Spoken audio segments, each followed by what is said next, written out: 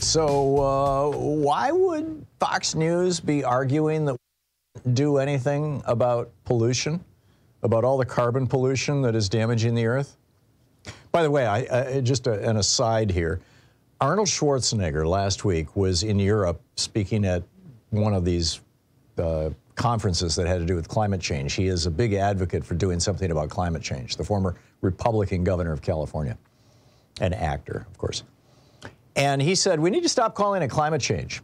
He said, nobody, you know, these are not words that activate people. We need to stop, saying, oh, there's too much carbon dioxide. That's meaningless. He says, just call it pollution. Everybody knows pollution is bad. I think Arnold's onto something. Anyhow, on Fox and Friends Sunday, they were having a conversation about whether we should do anything about saving the earth, maintaining a habitable planet for our children and grandchildren. And they were basing their conversation on Vivek Ramaswamy, the Republican who's running for president, saying that faith would be his guide if he became president in 2024, or in 2025, I guess is when he would become, if he won in 2024. And so that led to this conversation about, oh, well, faith is a wonderful thing, and And, I don't disagree that faith can be a wonderful thing, and it is for many people. It is for me, frankly. But their shtick, I mean, the rant that they made, well, I'll give you the quote. This is Rachel Campos Duffy. Just breathtakingly stupid argument here.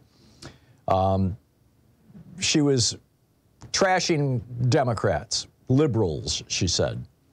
She said, liberals only see Earth as the end game while conservatives look beyond. That's not the verbatim quote. Here's the quote. She said, for them, liberals, for them, where we live right now, this place, Earth is it.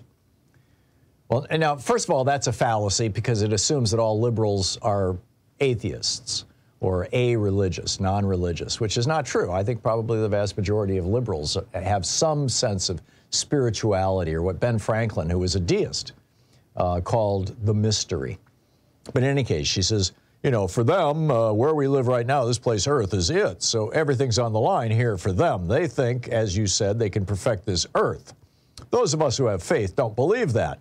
And we believe how we act here determines where we go after. She said that conservatives try to live within moral limits that liberals don't abide by. She said, quote, the ends justify the means is sort of the rules for the radicals, and that's not how Christians act.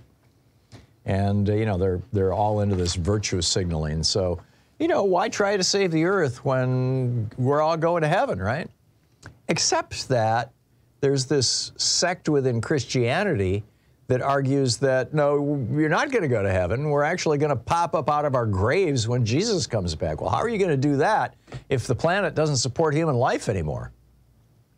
That's an interesting question to toss to the Christians in the crowd. So, anyway,